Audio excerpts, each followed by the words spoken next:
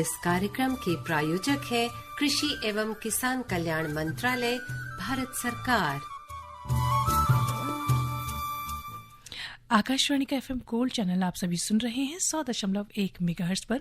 साथियों, कार्यक्रम किसान की बात में आप सभी का बहुत बहुत स्वागत है। आज मैं हूं आपके साथ आरती और मैं अमित तेवतिया। बिल्कुल, और लाए हैं आपके लिए किसान की बात कार्यक्रम, जिसमें होगी आज भी एक ऐसी बात, ऐसे विषय को लेकर बात जिससे आपकी फसल जो है वो दोगुना कहीं तरक्की करेगी या बहुत अच्छी हो जाएगी। जी, आज हम बात करने वाले हैं फिलहाल कौन सी फसल जो है बहुत अच्छे से जिसका समय हो गया है लगाने का, दलहनी फसलों का। तो उनकी देखरेख कैसे कर सकते हैं, किस तरह से उनमें कार्य कर सकते हैं, इन्हीं विषय पे आज बात होगी। बिल्कुल आरती, आपने सही कहा, क्योंकि कार्यक्रम किसान की बात जहां एक और देश की आर्थिक स्थिति को मजबूत करते हुए हमारे किसान भाइयों को एक ऐसा रास्ता देता है जिसमें कहीं ना कहीं राय होती है डॉक्टर्स की, विशेषज्ञ की, देश के वैज्ञानिक बेटों के अनुसंधान की।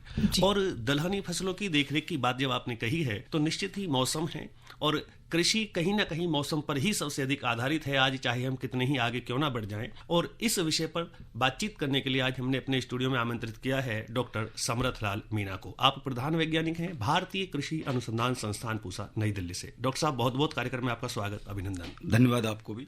और साथ ही आपको बता दें कि कार्यक्रम जो है हमारा फोन इन कार्यक्रम है, इसमें आप फोन कर सकते हो, सीधा डॉक्टर साहब से जान सकते हैं कि किस तरह से आप जो है दलहनी फसलें जो हैं उनमें क्या कुछ कर सकते हैं, या हमेशा से लगाते आए हैं, करते आए हैं, तो क्या क्या समस्याएं आती है, उनका कुछ समाधान चाहते हैं तो आप जरूर आज हमें फोन करें। हमारा फोन नंबर है 011, दिल्ली का STD कोड है, इसके बाद आप नंबर डायल करें 23421081। एक और फोन नंबर है 23421083। इस पे आप फोन कर सकते हैं और सीधा डॉक्टर समरथलाल मीणा से जान सकते हैं क्या कुछ करना है आपको दलहनी फसलों में। तो डॉक्टर साहब, जब तक आते हैं हमारे कॉलर्स हमसे कनेक्ट करने की कोशिश करते हैं, आपसे ये जानना चाहेंगे सबसे पहले दलहनी फसलों की जब हम देखभाल की बात करते हैं तो अभी का जो समय चल रहा है, ये जुलाई शुरू हो चुका है, इस वक्त पे क्या कुछ करना है हमारे किसानों को दलहनी फसलों को लेकर? बिल्कुल, देखिए दलहनी फसलें हैं ना बहुत ही महत्वपूर्ण है और ये हमारे खाने का अभिन्न अंग है। और हमारे ज़्यादातर लोग जो हमारे जो भारतीय लोग हैं वो प्रोटीन के लिए हमारी दालों पर निर्भर करते हैं जी। और साथ साथ क्या है कि जो हमारी जो भूमि की जो उर्वरा शक्ति है उसके लिए भी ये वरदान साबित होती है। तो दलहनी फसलें हम 3 बार बो सकते हैं साल में। एक तो हम बोलते हैं खरीफ में, दूसरा बोलते हैं रबी में और तीसरा बोलते हैं ग्रीष्मकालीन ऋतु में जी। तो ये मौसम अभी चल रहा है, ये है खरीफ का मौसम जी। और खरीफ का मौसम बिल्कुल मानसून स्टार्ट होने से ही इसका शुरुआत हो जाती है और अभी किसान भाई दलहनी फसलें लगा सकते हैं। और जो 4-5 दलहनी फसलें मैं बता दूं बहुत ही महत्वपूर्ण है। एक तो अरहर है, मूंग है, उड़द है और लोबिया। ये 4 ऐसी दलहनी फसलें जो खरीफ में बोई जाती हैं और बहुत ही महत्वपूर्ण है। और इनकी खास बात यह है कि इस समय किसान भाइयों को जो बात ध्यान रखने की वो ये है कि एक तो उचित समय पर बुआई करें जी। बहुत जरूरी है कि समय पे आप बुआई करें। और आपको पता है कि देश में ज्यादातर इस समय बारिश आ चुकी है, नहीं मानसून आ चुका है और हमारे उत्तरी भारत में भी मानसून आ गया है, सिर्फ दिल्ली को छोड़ करके। और काफी किसान भाइयों ने तो इसकी बुआई कर भी दी है और जहां अभी बारिश नहीं है वहां पे किसान भाई अपना बीज को तैयार रखें। और जो मेन चीज है इसमें यह है कि आपको उन्नत किस्म का बीज का ही चयन करना है, क्योंकि अच्छी किस्म की आप अगर किस्में लेंगे तो बिल्कुल सही बात है कि आपको ज़्यादा इसमें पैदावार होगी, उसका बहुत ज़्यादा उसमें आपको मुनाफा भी होगा। बिल्कुल डॉक्टर साहब, जब आपने विषय उठा ही दिया है और छेड़ दिया है कि भाई हमें उन्नत किस्में चुननी है, तो यहाँ विषय आ ही जाता है कि हमारे किसान भाई भी सोच रहे होंगे कि डॉक्टर साहब कौन कौन सी ऐसी किस्में बताएंगे। मान लिया कि किसी किसान भाई ने बुआई कर दी है, लेकिन बहुत सारे अभी किसान बहन भाई ऐसे हैं कि जिन्होंने अभी दलहनी फसलें नहीं लगाई हैं, विचार कर रहे हैं जी। तो सबसे अच्छा रहेगा कि उन्हें आपकी राय के द्वारा ही हम कोशिश करें कि वो ऐसी किस्में चुने कि उनका उत्पादन अच्छा हो, लागत कम हो। तो कौन कौन सी किस्में हमें लेनी चाहिए? जी देखिए, जब बात करते हैं हम लोग अरहर की, तो अरहर में जो बहुत ही अच्छी उन्नत किस्में हैं उनमें है पूसा 991, पूसा 992, पूसा 202, पूसा 204, 2004।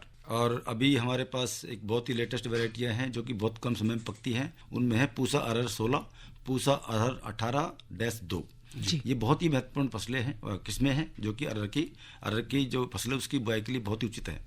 और दूसरा फिर हम बात करते हैं मूंग की, तो मूंग में पूसा 1431 है, वो बहुत ही बढ़िया वैरायटी है। और भी बहुत सारी है, पूसा विशाल भी है, बहुत ज़्यादा अच्छी वैरायटी है वो भी। ऐसे हम बात करते हैं उड़द की, तो उड़द में भी बहुत सारी वैरायटी है, इसमें नरेंद्र वन है, ऐसे पंत 35 है।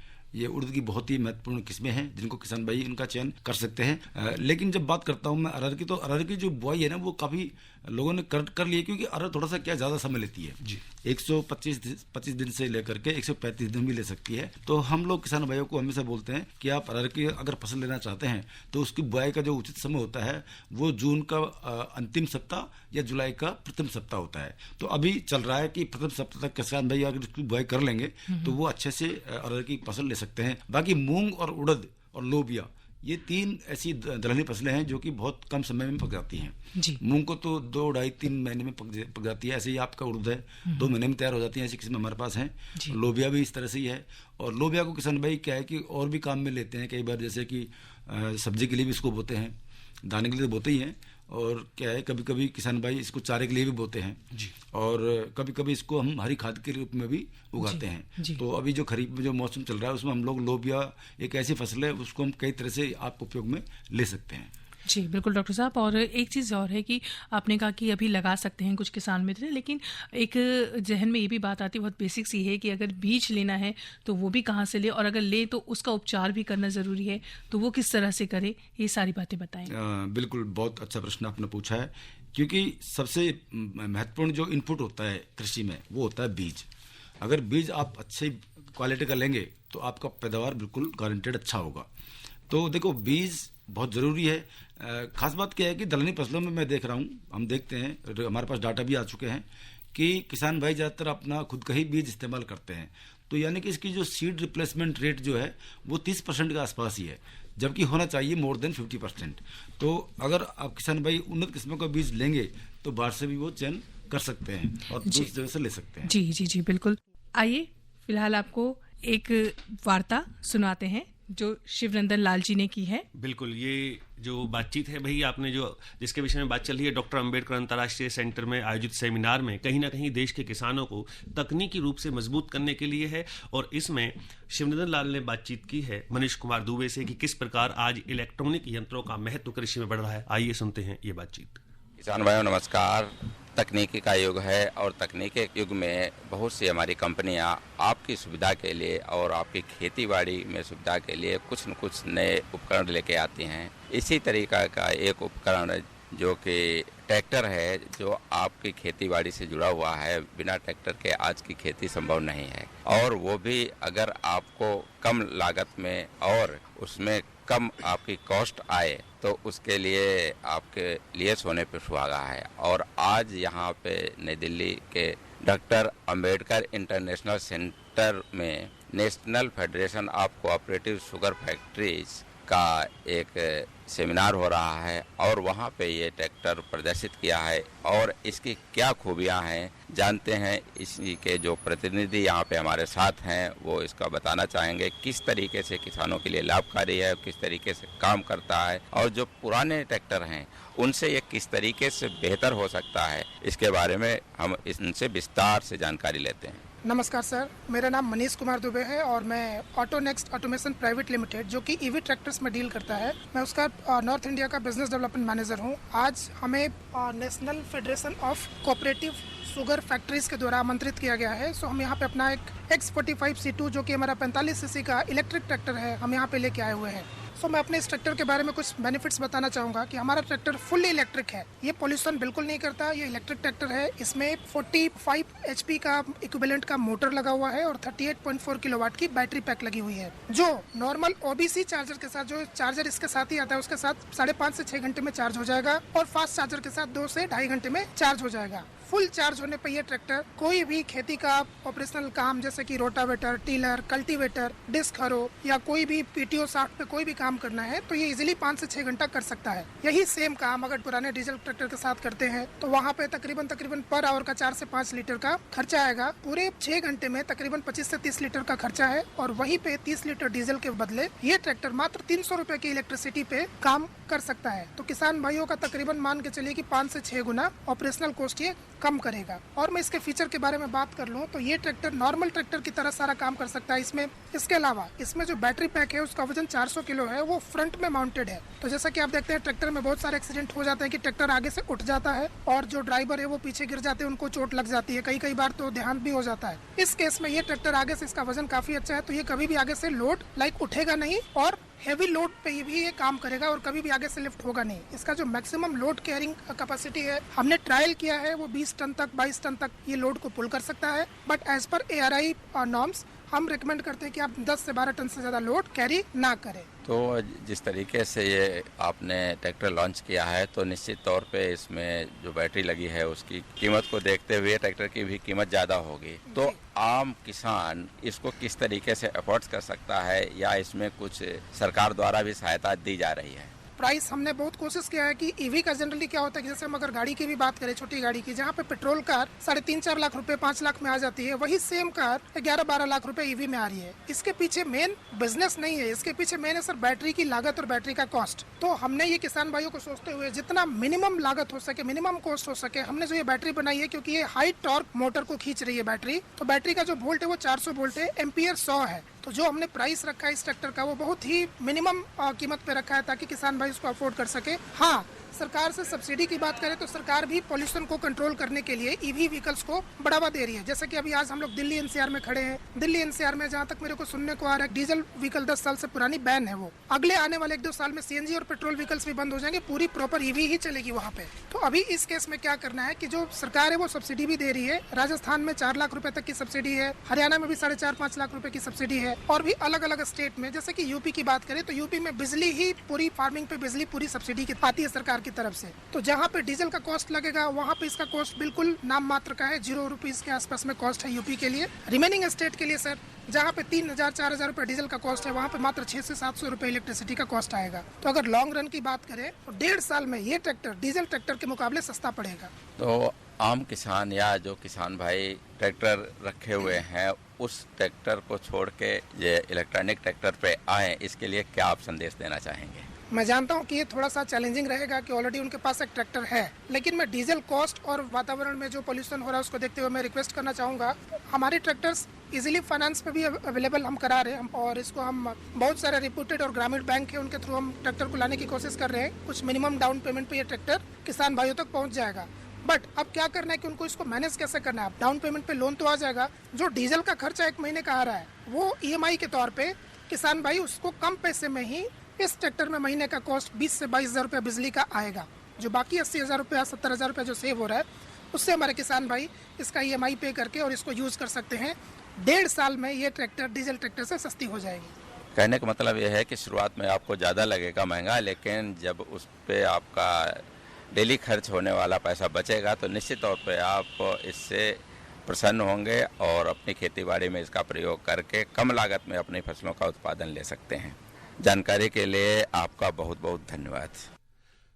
किसान भाइयों, अभी आप सुन रहे थे ये बातचीत शिवनंदन लाल से मनीष कुमार दुबे। और निश्चित रूप से कहीं ना कहीं यदि हम कृषि किसानी कर रहे हैं तो आज इलेक्ट्रॉनिक यंत्रों का प्रयोग यदि हम कृषि में करेंगे, समय की बचत होगी और कहीं ना कहीं लागत भी कम होगी। इसीलिए हमें आना है इस आधुनिक कृषि की ओर, और किसान की बात कार्यक्रम आपको वैज्ञानिकों की सोच के साथ बढ़ाता है कि किस प्रकार से अच्छा उत्पादन हो और लागत कम हो। जी बिल्कुल। और साथियों को भी कुछ समय पहले आप तक जो सूचना पहुंचाई थी कि माननीय प्रधानमंत्री श्री नरेंद्र मोदी जी घाना की संसद को संबोधित करेंगे, वो भी बस सबसे कुछ ही देर में करेंगे, वो हम आप तक जरूर पहुंचाएंगे। फिलहाल कार्यक्रम किसान की बात चल रहा है, जिसमें आज हम बात कर रहे हैं दलहनी फसलों की देखरेख, जिसमें आज हमारे साथ विशेषज्ञ जुड़े हुए हैं डॉक्टर समृत लाल मीणा जी। तो डॉक्टर साहब, आपसे बात करते हैं, बीज उपचार पे आपसे बात हो रही थी, वो बात उसको हम आगे बढ़ाते हैं और जानना चाहेंगे किसान मित्र और क्या क्या कुछ कर सकते हैं उसमें। बिल्कुल, देखो मैंने पहले बताया था कि बीज बहुत महत्वपूर्ण कड़ी है मतलब हमारी पैदावार में, और अगर बीज हम अच्छी किस्मों को लेंगे तो उससे डेफिनेटली हमारे जो उत्पादन बढ़ेगा। तो बीज का जो वैरायटी है उन्नत किस्में, उनका हमने आपको नाम बता दिया है, और कहाँ से लेना है ये भी मैं बता दूँ आपको कि अच्छी जगह से अगर बीज लेंगे तो अच्छी बात है। कि एक तो क्या है कि हमारे ICAR के जितने भी इंस्टीट्यूट्स होते हैं, कहीं दलहनी फसलों पर बहुत काम हो रहा है, तो वहाँ से हमारे एटिक सेंटर जो होते हैं वहाँ से भी किसान भाई सीड प्राप्त कर सकते हैं। दूसरा होता है हमारा नेशनल सीड कॉर्पोरेशन, और फिर तीसरा होता है स्टेट सीड कॉर्पोरेशन। ये ऑथेंटिकेटेड एजेंसियां हैं जहाँ से किसान भाई बीज ले सकते हैं, उन्नत किस्मों का बीज ले सकते हैं। दूसरा क्या है कि लाइसेंस प्राप्त काफ़ी ऑथेंटिकेट एजेंसियां भी होती हैं, दुकानें भी होती हैं, वहाँ से भी आप ले सकते हैं। और बीज आपने ले लिया है, और अगर कई किसान भाई बीज नहीं ले पाते हैं और वो खुद ही चाहते हैं कि हमारे जो पिछले हमने जो बोया था उसी बीज को वो लोग बीज के रूप में ले सकते हैं। लेकिन जब अगर आपका खुद का बीज इस्तेमाल करेंगे तो उसका उपचार जरूरी है, क्योंकि कई बार क्या होता है ना कि हमारी दलहनी फसलें होती हैं, ये इनमें काफ़ी हानिकारक कीटों का प्रकोप होता है, कई रोग भी लग जाते हैं। तो इन सब को बचने के लिए हमें बीज का उपचार करना बहुत ज़रूरी है। और बीज का उपचार करने की एक प्रक्रिया होती है, उसमें हम लोग क्या करते हैं, पहले जो रोगों के लिए जो दवाई होती है उसको बोलते हैं हम फफूंदीनाशक, फंजीसाइड, उसका इस्तेमाल करते हैं। तो उसकी जो मात्रा होती है वो 2 ग्राम प्रति किलोग्राम बीज के हिसाब से लेते हैं। जैसे उसका नाम है कार्बेंडिजम, उसको वाइटावैक्स बोलते हैं, तो पाउडर जैसा आता है। तो हम 1 किलो बीज के लिए 200 ग्राम मात्रा उसकी लेंगे और उसको हम मिला देंगे, चाहे कोई किसी मटकी में रख करके या किसी बर्तन में रख करके उसको मिला लेंगे, ठीक है। उसके बाद हम यूज करते हैं कीटनाशी का, उसको हम बोलते हैं इंसेक्टिसाइड। तो उसमें जैसे हम एक बहुत नॉर्मल, एक बहुत ही ब्रॉड स्पेक्ट्रम हमारी एक वो है कीटनाशी, उसका नाम है इमिडाक्लोप्रिड। उसका भी आप इस्तेमाल कर सकते हैं। उसकी जो मात्रा है वो 5 से लेके 6 मिलीलीटर मात्रा को 1 किलोग्राम सीड में मिला सकते हैं। ऐसे वो लिक्विड फॉर्म में होता है, तो उसको मिला लेते हैं। और एक होता है थर्ड चीज़ इंपॉर्टेंट जो कि दलहनी फसलों के लिए बहुत महत्वपूर्ण होता है, वो है राइजोबियम का टीका जी। क्योंकि सभी दलहनी फसलें क्या करती हैं, अब भाई उनकी जड़ों में जो गांठें होती हैं उनमें राइजोबियम उपस्थित होते हैं। तो उसकी वजह से क्या है कि जो वायुमंडल में जो नाइट्रोजन अवेलेबल है उसको वो जो फसलें हैं, ये दलहनी फसलें, ये नाइट्रोजन को अपनी जड़ों में फिक्स कर लेती हैं। लेकिन उसके लिए राइजोबियम चाहिए। तो राइजोबियम का अगर टीका आप लगाएंगे तो ज़्यादा मात्रा में नाइट्रोजन को वो स्थिरीकरण कर सकते हैं, उसको फिक्सेशन कर सकते हैं। और जो किसान भाई पहली बार किसी खेत में दलहनी फसलों का इस्तेमाल कर रहा है या बो रहा है, तो उसमें तो उनको जरूर लगाना चाहिए, क्योंकि राइजोबियम की जो मात्रा होती है वो हो सकता है किसी फील्ड में कम हो, किसी में ज़्यादा हो। तो उसको ज़्यादा बढ़ाने के लिए और उसकी एक्टिविटी को बढ़ाने के लिए हम लोग राइजोबियम का टीका लगाते हैं जी। तो इन सबको मिलाने के बाद हमको क्या है कि फिर बीज को छाया में सुखाना होता है। तो 2 घंटे 3 घंटे सुखा लेते हैं। उसके बाद जब बीज आपका सूख जाता है तो उसके बाद किसान भाई उसकी बुआई करेंगे, और बुआई करेंगे पंक्तियों में। और आजकल बहुत सारे सीड्रिल हैं मार्केट में अवेलेबल हैं, किसान भाई के पास भी हैं। तो मूंग हो, उड़द हो, अरहर हो, चाहे आपका चौला हो, लोबिया जो भी है, उसको आप कतारों में ही बोए तो अच्छा होगा। क्योंकि कतारों में बोने से क्या होता है कि एक तो आपका क्या है कि निराई गुड़ाई करना आसान हो जाता है, यानी कि कोई भी इंटरकल्चर ऑपरेशन करेंगे आप तो उसमें कोई व्यवधान नहीं होता है। और फिर आपको हार्वेस्टिंग में भी इसमें बहुत ज़्यादा सहूलियत होती है कि आप आराम से जो पंक्तियाँ उनको काट सकते हैं। और आप इंटरक्रॉपिंग भी कर सकते हैं, बिल्कुल। जैसे आपका बाजरा है, ज्वार है, मक्का है, इनकी बुआई भी इनके साथ आप कर सकते हैं दलहनी फसलों का।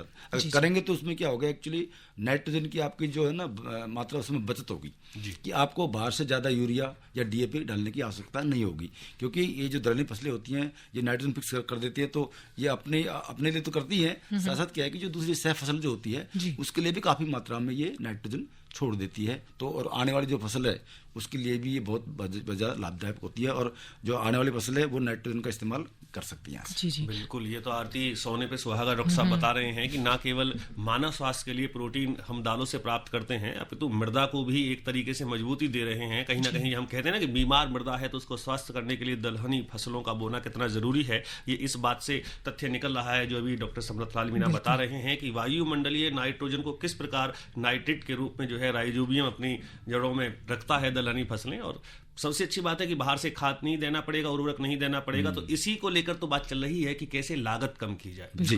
तो हम बढ़ रहे हैं उसी दिशा में डॉक्टर साहब। लेकिन फिर भी कहीं ना कहीं हमें लगता है कि यदि हम पोषक प्रबंधन की बात करें, क्योंकि जब अच्छा उत्पादन लेना है तो पोषक प्रबंधन जरूरी हो जाता है जी। तो उसमें क्या सलाह आप हमारे किसान भाइयों को देंगे? देखिए तेतिया जी, जैसे आपको पता है कि कोई फसल उगाने के लिए हमें 17 एलिमेंट्स की जरूरत होती है, बिल्कुल, यानी कि 17 जो पोषक तत्व हैं उनकी जरूरत होती है।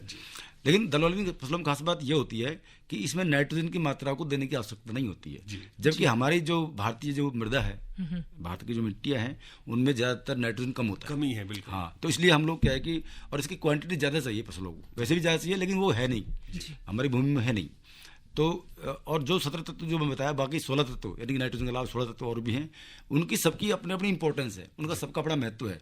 यानी कि उनकी डोज कम ज़्यादा हो सकती है लेकिन महत्व बराबर होता है। जैसे मोलिब्डेनम है, आयरन है, जिंक है, या कोई भी माइक्रोन्यूट्रिएंट है, उसका इंपॉर्टेंस उतना ही इतना नाइट्रोजन का होता है। लेकिन भूमि हमारी नाइट्रोजन में कमज़ोर है, इसलिए हमको यूरिया डालना पड़ता है बाहर से। लेकिन दलहनी फसलों में ऐसा नहीं है। दलहनी फसलें क्या है कि नाइट्रोजन को खुद अपने हिसाब से फिक्स कर लेती हैं।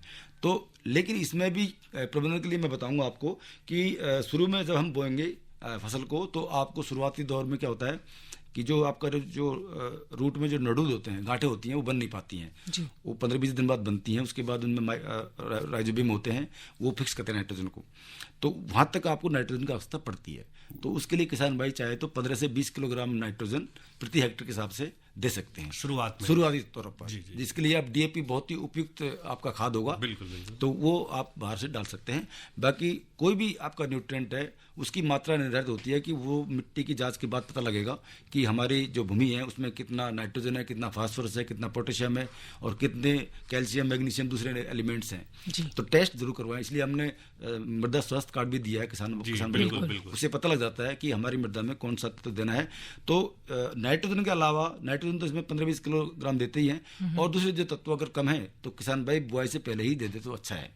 उसके बाद फिर देना मुश्किल होता है, क्योंकि उसमें जो उसकी अवेलेबिलिटी है वो कम हो जाती है। तो जितने भी एलिमेंट होते हैं, चाहे नाइट्रोजन के लिए हो, दलहनी फसलों के लिए, तो इसमें क्या है, एक बार देना पड़ता है नाइट्रोजन। इसलिए शुरू में ही दे दीजिए, बुआई के समय में दे दीजिए सारे न्यूट्रिएंट जो कमी है, और ज़्यादा तो मत दीजिए। तो टेस्ट के बाद पता लगेगा आपको कि कितना किस पोषक तत्व की अधिकता है, किसकी कमी है, वो सब मृदा स्वास्थ्य कार्ड हमें बताता है। डॉक्टर मीना से बातचीत चल रही है दलहनी फसलों की देखरेख। आरती बातचीत जारी रखेंगे, लेकिन एक छोटे से अंतराल के बाद जी। हर जोखिम से निकल कर फसल आए, सुरक्षित हो जाए,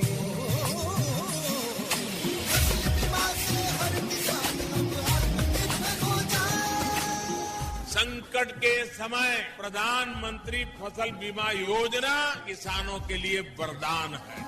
अब सूखा पड़े या बाढ़ आ जाए कोई डर नहीं, अब ओले पड़े या कीट पतंगे फसल खा जाए कोई फिक्र नहीं, क्योंकि हमने लिया है प्रधानमंत्री फसल बीमा।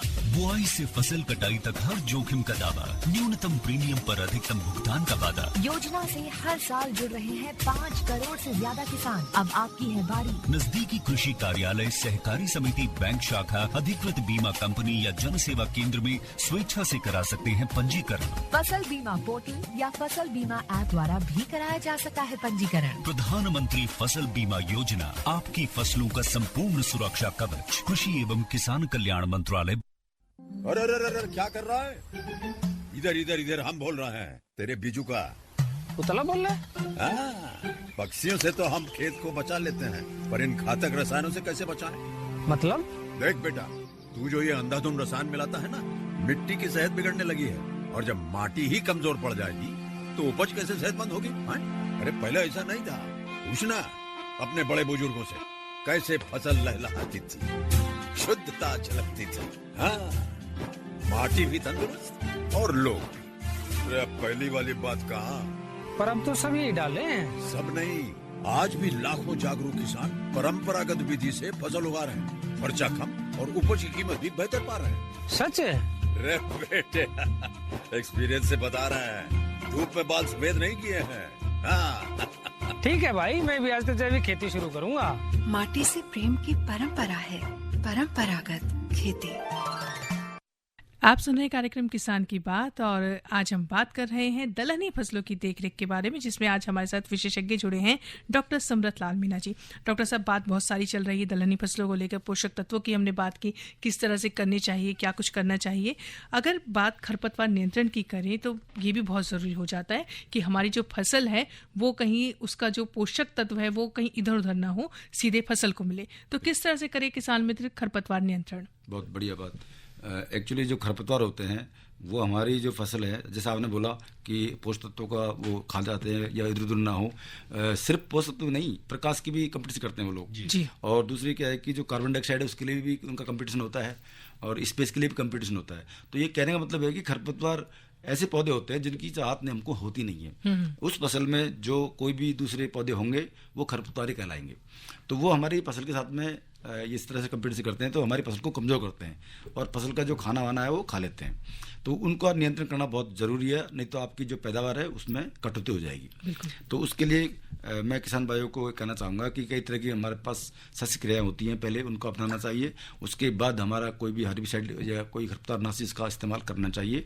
तो सबसे पहले तो बात करता हूँ कि जब बात खरपतवार आती है तो खरपतवार क्या है कि जो खरीफ के जो मौसम होता है, खरीफ के मौसम में बहुत बरसात होती है, तो उस बरसात में क्या होता है कि सभी जितने भी बीज पड़े होते हैं खरपतवार के वो सभी जर्मिनेट हो जाते हैं, यानी सभी अंकुरण हो जाते हैं, अंकुर हो जाता है और फिर बाद में खरपतवार सारे उग जाते हैं। तो इसलिए खरीफ में खरपतवार प्रबंधन बहुत जरूरी है। तो उसके लिए किसान भाई को करना क्या होता है, क्या होना चाहिए कि जब गर्मियों का समय होता है तो खेतों की गहरी जुताई करनी चाहिए, जिससे क्या है कि जो अंदर पड़े बीज है ना वो ऊपर आ जाएंगे तो थोड़ा निष्क्रिय हो जाते हैं, वो फिर उगते नहीं वो जी। फिर ऐसे ही दूसरा क्या होगा कि फसल चक्रों को अपनाना बहुत जरूरी होता है। फसल चक्र अगर आप मतलब एक खेत में लगातार एक फसल ना करें, बदल कर करेंगे तो उसमें क्या है कि फसल को वो जो खरपतवार है वो कम आएंगे जी। फिर तीसरी बात होती है कि अगर खरपतवार आते ही हैं तो आपको कंट्रोल करने के समय 3 तरीके होते हैं। एक तरीका होता है कि आप बुआई से पहले करें, उसके लिए एक खरपतवारनाशी आता है, उसका नाम है फ्लूक्लोरिन, उसका आप इस्तेमाल कर सकते हैं। दूसरा होता है बुआई आपने कर दी है लेकिन अभी अंकुरण नहीं हुआ है तो उसके बीच में हम एक खरपतवारनाशी का इस्तेमाल करते हैं, उसका नाम है पेंडिमेथिलिन, जो कि बुआई के 24 आवर्स के समय में देना पड़ता है। तो उसका आप इस्तेमाल कर सकते हैं। उसकी जो डोज होती है, मात्रा होती है, वो होती है 900 ग्राम के हिसाब से पर हेक्टेयर के हिसाब से, यानी कि 900 ग्राम दवाई 1 हेक्टेयर के लिए बहुत होती है। और वो जो 900 ग्राम वाली दवाई है उसको आप लोग 600-700 मिलीलीटर पानी में मिला करके 600 से लेके 700 लीटर पानी में मिला करके आप छिड़काव कर सकते हैं। और उसके बाद जो दवा आती है उसका मैं किसान भाइयों को सलाह नहीं देता हूं, क्योंकि हमारी जब जो फसलें छोटी होती हैं तो उस समय अगर दवाई का इस्तेमाल करेंगे तो खरपतवार का नाश तो हो गया होगा, लेकिन साथ साथ क्या है कि जो हमारी फसल है उसमें भी उसका प्रतिकूल प्रभाव पड़ता है जी। तो उसको इस्तेमाल ना करें। उसके लिए किसान भाइयों को मैं कहूँगा कि अगर आपकी फसल बड़ी हो गई है तो आप उसमें निराई गुड़ाई कर लें, हाथ से मतलब खरपतवार निकाल दें, तो वो बहुत ही अच्छी बात हो। डॉक्टर साहब, बिल्कुल चलते चलते हम चाहेंगे कि 1 मिनट में आप हमारे किसान भाइयों को जल प्रबंधन के विषय में बताएं। हाँ बिल्कुल, देखिए खरीफ का मौसम है, बारिश कम ज़्यादा हो रही है, कहीं कहीं बहुत ज़्यादा बारिश हो रही है, तो वो ज़्यादा बारिश होने से क्या होता है कि हमारी जो फसलें हैं वो गल जाती हैं जी। यानी कि जो दलहनी फसलें हैं वो तो ज़्यादा प्रभावित होती हैं इससे, तो बहुत सेंसिटिव होती हैं। तो किसान भाइयों को मैं सलाह दूंगा कि उनके जो फसलें हैं उनके खेत में पानी नहीं भरा रहना चाहिए। यानी कि अगर खेत में पानी 36 घंटे भरा रह गया तो फसल की जड़ें गड़ जाएंगी और फसल का नुकसान होना तय है। तो इसलिए जो निकासी है, जल प्रबंधन निकासी है, उसका बहुत ज़रूर ख्याल रखें। और अगर बहुत ज़्यादा ड्राउट आ जाता है तो छोटी सी से आप कर सकते हैं। तो इसलिए किसान भाई को सलाह दूंगा मैं यही। जी जी डॉक्टर साहब, आपने बहुत सारी बातें बताई। उम्मीद है हमारे किसान मित्र इसका पूरा फायदा उठाएंगे। छोटी छोटी बातें और बड़े बड़े काम सब कुछ करेंगे, जितना करना पड़ेगा उन्हें अपनी कार्य को, अपनी खेती को आगे बढ़ाने के लिए। फिलहाल साथियों, डॉक्टर समरत लाल मीना जी को हम यहीं पर विदा देते हैं। नमस्कार सर। नमस्कार। और मैं आरती और साथी अमित तेवतिया लेते हैं अनुमति। नमस्कार। इस कार्यक्रम के प्रायोजक थे कृषि एवं किसान कल्याण मंत्रालय, भारत सरकार।